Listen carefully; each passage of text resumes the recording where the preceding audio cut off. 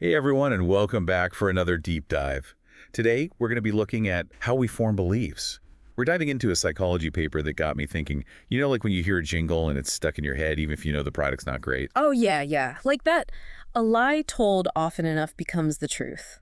But this research, it takes it a step further. It's not just about repeating something. It's about how just hearing something once, even if it's wrong, can change what we believe. Not just about that thing, but about other stuff we kind of connect to it. You mean like believing other things because of that first maybe wrong thing? That's a little, I don't know, Yeah, scary. it is. They call it the illusory implication effect. It's like a ripple. You drop a misleading thing in your mind, even if you know it's not totally right. Those ripples, they can mess with other beliefs connected to it. So like it's connected to that illusory truth effect, right? The more we hear something, the more we believe it. Yeah, exactly. Tons of research on that. The classic example is those trivia questions like, the capital of France is Lyon. You hear that a second time, you're more likely to think it's true just because you heard it before. So are we just like gullible? Or what's going on there? Well, there are a couple of theories. One is spontaneous belief, like we just accept what we hear at first and maybe question it later. And the other is fluency or familiarity. If we've heard it before, it's easier to process, so it feels more true, like our brains are going, oh, I recognize that, must be right. Right. That makes sense. But this research, it goes beyond just believing that one thing. It's saying that belief can like spill over to other stuff, even if you have to think a bit to make the connection. Exactly. And they did some really clever experiments to test this. Okay, so let's get into those experiments. What did they do, like, specifically? So in one experiment, they had people take this quiz, and it had some false statements on it. And later, they asked them to rate how true those statements were, the original ones, and new statements that, like, logically followed from those first ones. So it wasn't just repeating. They had to kind of figure things out based on that maybe false information. That's a bigger jump, right? Yeah, it is. And they found that people, they rated those new statements as more true if they'd been exposed to that false premise, even though they had to, like, think through a few steps. Do you have an example of one of those logic chains? Sure. One example was about the Challenger. They gave people the statement, no U.S. astronauts have died since the Challenger.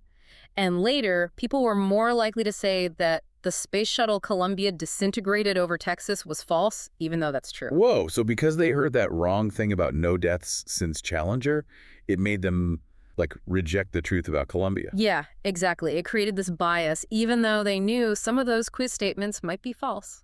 But wouldn't they just try to, like, be consistent? Like, well, I said no astronauts died, so Columbia couldn't have.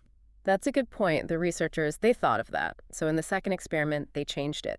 Instead of rating how true things were, people rated how interesting they were. So there was no pressure to be consistent, but the effect, it still showed up. So even when they weren't directly thinking about true or false, it still kind of messed with their judgment. That's a little concerning. Like, we don't have as much control over our beliefs as we think. Yeah, it does raise questions, especially for people who make decisions, leaders. What strikes me is it's not even like propaganda. It's just one misleading thing. But that seems to be enough to, like, plant that seed of doubt, even if we know it's not totally right. It's almost like our brains are a little too good at connecting the dots, even if they're the wrong dots. Which brings us to that third experiment. Where they were even more careful, right? Mm. Making sure this effect was real. Exactly. More checks and balances. They were super careful, making sure the results weren't just because people were trying to please them or guess what the study was about. And did it hold up? That illusory whatever effect. It did. A little more subtle this time. But even with all that, those initial false statements, they still affected what people believed about related topics. Shows how connected our beliefs can be and how vulnerable we are to these little nudges. So, like, we know now that even just hearing this information once can have these weird ripple effects on our beliefs. But for, like, leaders and people making big decisions, those ripples, they could be huge, right? Absolutely, yeah. For decision-making, this is huge. Think of a CEO, right? They see some statistic on the news, even if they know it's not the whole story, that little bit of wrong info, it can change how they see the market or their competitors. It's like that domino thing, right? One little push and then boom, a whole bunch of decisions based on bad logic. And the paper, it says, this effect even works when we know the first statement is false. We think we're being all critical, but just thinking about an idea, even for a second, it leaves a mark. So it's not even us choosing to believe it. It's just like seeping in, even if we don't like it. How much control do we even have over what we believe? Makes you think, it's like we need information hygiene or something, habits to like protect our minds from this sneaky misinformation.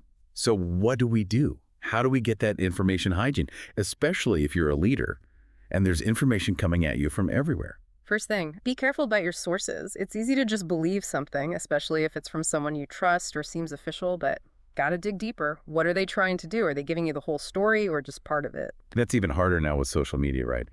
Anyone can say anything, true or not. Totally. And kind of related, watch out for those echo chambers. If everyone around you agrees with you, you're not going to see other viewpoints, and that makes you more vulnerable to this bias thing. It's like that filter bubble, right? Everything you see just makes your current beliefs stronger, whether they're right or wrong. Yeah, exactly. So gotta actively look for different viewpoints. Talk to people who disagree with you, read stuff that gives you a different angle, get used to thinking about the other side. For leaders, that's so important. If you're only hearing from yes men, how can you make good decisions? You need that pushback to make you think harder. Absolutely.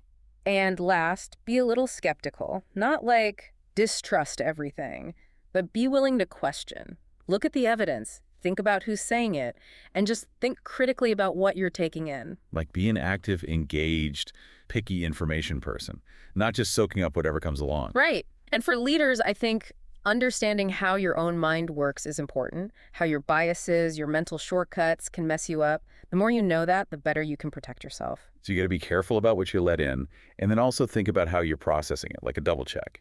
Exactly. And it's not just about one leader making better choices. It's about the whole organization having a culture of like critical thinking. So the leader has to be good with information and spread those habits to their team. Yep. Encourage people to question things, disagree with each other, admit they're wrong sometimes, make it okay to have debates and different opinions. Okay, so we talked about the research, what it means, and ways to be better with information. But I want to go back to something you said about, like, what believing even is. Yes. That just thinking about something can stick with us, even if we don't really believe it. Can you say more about that? What does that mean for how we handle information and decisions? Well, it means believing isn't just yes or no. There are shades of gray, different levels of like how sure you are. Like a dimmer switch, not just on or off. Exactly. And just hearing something can turn that dimmer up a little, even if we don't realize. It's like planting a seed. It might grow later, even if we don't mean to. It really makes you see how important it is to be careful and thoughtful about the information we let into our lives. Even something small can affect us in ways we don't see. That's why that culture of critical thinking is so important, especially in organizations. When everyone's questioning and checking things, it's harder for those bad ideas to take hold. Like group immunity for bad ideas. I like that. And in today's world, with information coming from everywhere, it's more important than ever. So how do leaders actually build that kind of culture? What does it look like? Several things. First, they have to do it themselves. Show how you think. Talk about your biases. Be willing to change your mind. That sets the example for everyone. So lead by example. Show it's okay to question, disagree, admit you're wrong. Right. And also set up ways to encourage that thinking. Like when you're making big choices, get info from lots of places, play devil's advocate, think about different things that could happen. Don't just grab the first answer that sounds good. Yeah. Like build in those checks, those pauses to make sure you're not letting those illusory things sneak in. Exactly. And make sure people feel safe to speak up. Share different opinions, challenge things without being afraid. That's huge. If people are scared to talk, you're missing out on good ideas and letting bad ones grow. True. And last, encourage learning and development. Give people the stuff they need to stay informed, understand those biases, and just get better at thinking critically. Like investing in their information hygiene. Give them the tools to be smart about information and make good judgments. Yep. When leaders do that, it's not just about avoiding mistakes. It's about a more creative, adaptable, tough organization. When everyone's thinking hard and questioning things, good ideas can grow and bad ones die out. That's a great point. It's not just avoiding the bad, it's making it so everyone can think for themselves, share their best ideas, and help the whole place succeed in a world that's always changing. Well said. It all comes back to this. We all have to be careful about what information we take in, question what we think, and always try to improve our own information hygiene. We got to know that even smart people can be tricked by these biases and do something about it. Absolutely. And remember, it's not just about work. It's about everything. Yeah. Relationships, politics, how we handle all the information we see every day. It's about understanding our own minds and building habits that help us make better choices in every part of life. Well said. So we've talked about a lot today. The science behind this illusory implication thing and what leaders can do to build a culture where people think critically. And this research, they only looked at pretty simple logic. But, real life's way more complicated. There's information coming at us constantly, different viewpoints, agendas. It's like a puzzle where some pieces are missing and others are messed up on purpose. No wonder we get confused. And to make it even harder, our brains, they try to fill in those gaps with assumptions, biases, those mental shortcuts we were talking about. So it's not just about watching out for obvious lies. It's about knowing how our own minds can trick us.